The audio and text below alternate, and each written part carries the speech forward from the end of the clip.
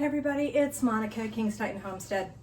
I'm cleaning a corner of my cabinets here, actually on my countertop, where all the seeds have been gathering. And I have to decide what I need to put away for spring and what should be planted now for the fall garden.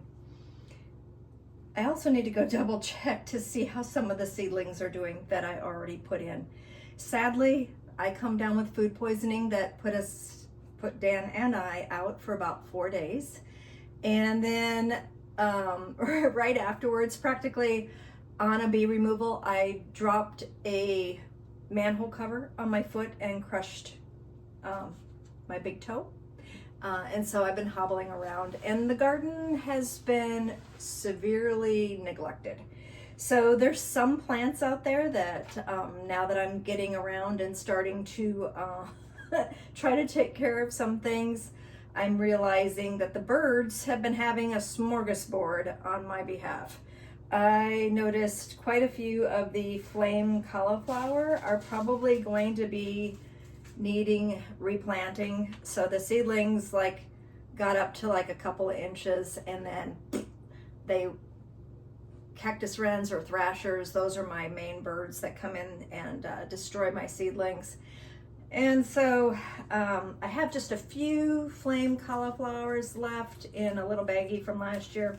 So I'm going to put those out because I'm going to be replanting those. Something else I noticed that is popped up and is ready to be transferred to 4-inch containers is the gazania. Now, probably going to keep every one of them that is growing, because these are a great pollen source for the bees through the winter, and I have a lot of mouths to feed.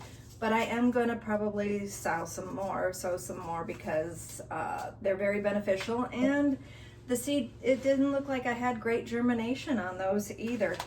I can't remember if I've already planted the rat's tail radish or not, and actually that's not what these are. They kind of look like it, but the rat's tail radish. If I haven't planted them, I'm going to be planting some of those. I love these because the bees benefit from the flowers. And then after the bees get to pollinate the flowers, that's when the radish comes on. It's like a long seed pod afterwards that you eat instead of eating the root. So I get the radish flavor and the bees get to benefit from it. And instead of it just being a single plant, pull it up, eat it, this continuously and prolifically gives more and more radish beans, I guess is what I would call them. I have here, which I thought it was the rat's tail radish, but these are my Chinese long green beans. Those are going to get set aside for spring, so not going to plant those now. I have Egyptian spinach here. I have one in the garden that is totally neglected, and I have been eating off of it for a long time, since spring. And basically this is really, really great because I hardly water it. I mean, talk about a really neglected plant, and it's in a pot, it's in a planter. So you could grow this on your porch, on your balcony if you are living in an apartment, and have fresh spinach. This is actually very nice, and it keeps on, it flowers and it seeds, and I'm getting seeds off of it, and I continuously are picking more and more leaves off of it. This is like this plant that just keeps on giving. So I'm going to probably plant more in spring and just continue with that one to see how long I can keep it going. But with fall coming, I have a lot of greens that I put in for fall. Cold weather is when we raise our greens here in southern Arizona. And right now I've already got beets, and I love eating beet greens, and I'm going to be putting in other things like the Swiss chards and stuff like that. Sadly, I did put in tatsoi, and it does look like the birds have been enjoying the tatsoi as well. So I'm probably going to re-sow some more tatsoi. here's some more beets, and I succession sow those. So like I have some that are about 3-4 inches high now, and I'll probably go ahead and sow some more so that, you know, they're going to be rooting or bulbing at different intervals so that I can harvest. I don't have like a bunch of them getting gigantic and ready all at one time. They're gonna like be ready through different times. And then I don't get like tired of beets. But the other thing is I really love pickled beets. So the way I'm planting, I probably won't get to make canned pickled beets, but at least I'll get to enjoy some beets this way. You ever put seeds that you gather into a bag and then go, oh no, what is it? That's one of those. It's a surprise bag. So I'm just gonna set that to spring because I'm assuming if I recently gathered the seeds from it, it's likely something that I had planted in spring and saved. So with those, and then some of these I need to look up. So some of these are things that friends have given me that they've saved the seeds from. And again, more seeds that I have no idea what they are. Bunching onion, I saved that into, I don't know if I should plant those now or not. That's something I might need to look into. I do have quite a few bunching onions out there. This one here is, the Dutchman's pipe vine. I'm gonna save that. That's probably gonna be a spring sow also. Lobelia. So lobelia is really, really great. It's a flower for the bees.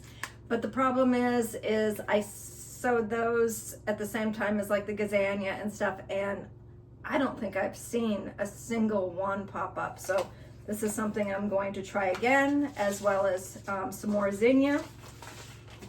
A friend brought me back bird of paradise seeds from Hawaii when she visited there. Those I'm gonna wait for to plant in spring. I'm going to be putting in some calendula. These are wonderful, not only a medicinal plant to have in your medicine gardens, but also a great plant for the bees. Again, we're gonna put that in. This is a squash. I think it's a little late to plant this. I was supposed to start this way back when the monsoon began. So I think it's too late for this squash, as well as the okra. That okra is another thing that I like to plant in spring. And then a friend of mine gave me some seeds, Viper's bugloss, wood betony, and blue vervain. And so those are probably 3 that I need to look up to see when to put those in. I have mountain larkspur that I gathered the seeds from myself that this is a native wildflower. And I'm gonna leave this one out because I'm probably gonna be putting that in the ground here pretty soon. Another one that a friend saved seeds for me is muskmallow, and I think I'm gonna be waiting for spring for those, as well as a bunch of these other ones here that I had gotten from Strictly Medicinal, like the Tower of Jewel, the Pride of Madeira, the Dragon Tree. Here's a kale though, and I think this is a lacinato that I think I better put that in now. Not sure about the red henbit, gonna look that one up. We have rose, dragon tree, but the spinach tree, I planted a bunch of these, and they did pop up, but I don't know how they're doing because of the neglect situation. So I'm going to recheck the spinach trees as well. I'm noticing that I have some seeds that are just like loose that probably are from a broken bag, and I'm just gonna like gather them all and throw them in a pot and see what pops up instead of wasting those seeds. So then Amanda had done a seed order and got some free seeds along with the seed orders, and so we're gonna try some mesclun lettuce and some little gem lettuce. Those were the free gifts. And then going in, this is fall gardens, and like we need to be doing this right now. Start your Brussels sprouts, got turnips. This is 1 kilo slow boat Napa cabbage. This one I'm going to wait until spring. This is a Mexican sunflower, or Tithonias, in multiple different colors that I got from Baker Creek. Red Russian kale, purple of Sicily cauliflower.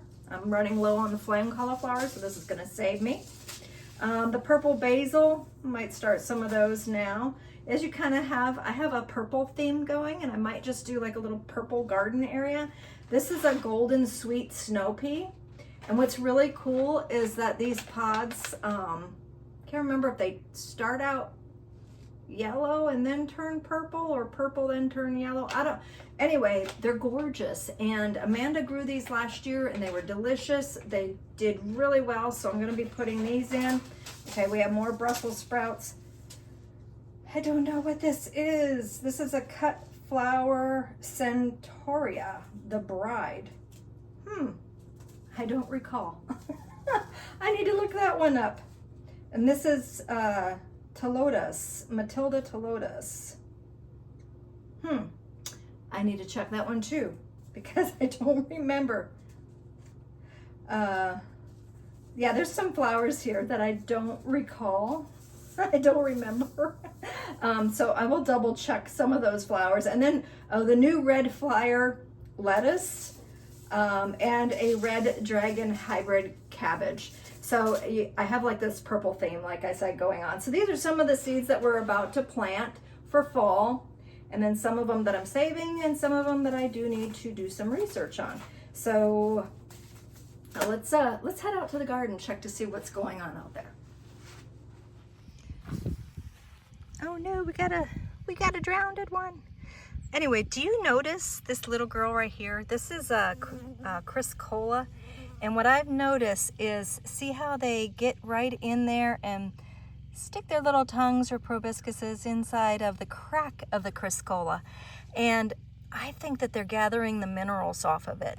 If anybody else is interested in having some minerals in their water for their bees, which is beneficial, you can purchase some of our Chrysocolla off of our Etsy store at King's Titan Homestead. Oh, okay, so here's the poor neglected plants. And this is that tree spinach. As you can tell, it's looking a little wonky, a little yellowed. I think it's time to get them transplanted. The cauliflower definitely needs transplanted. But look at this. I think I planted all of these in cauliflower, and we've got birds eating.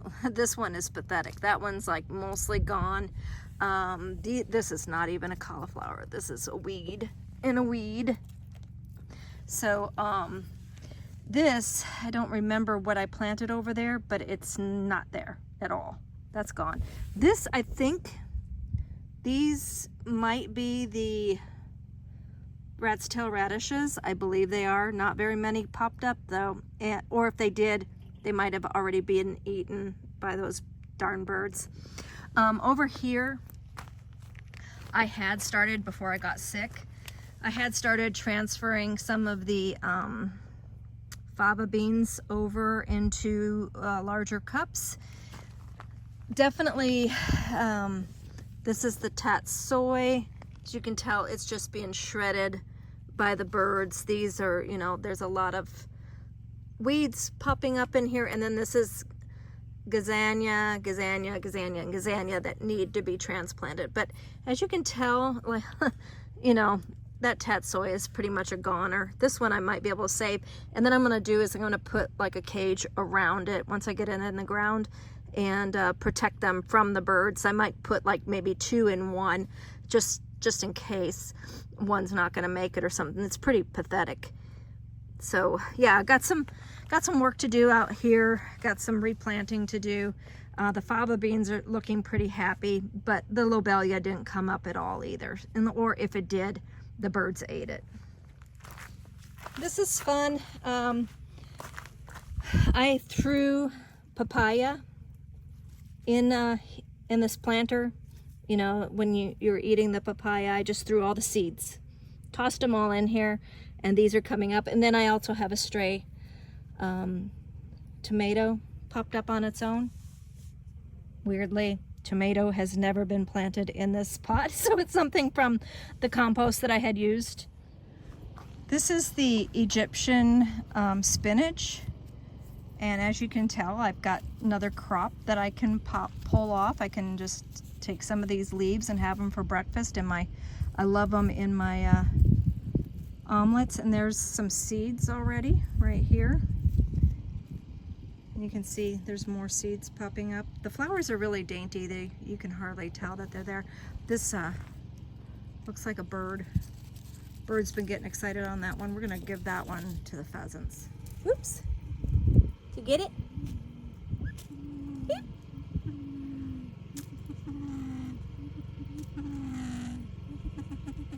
Okay, he's scolding me because what he really wanted was grubs. He really didn't want a piece of lettuce. He wanted grubs or spinach, whatever.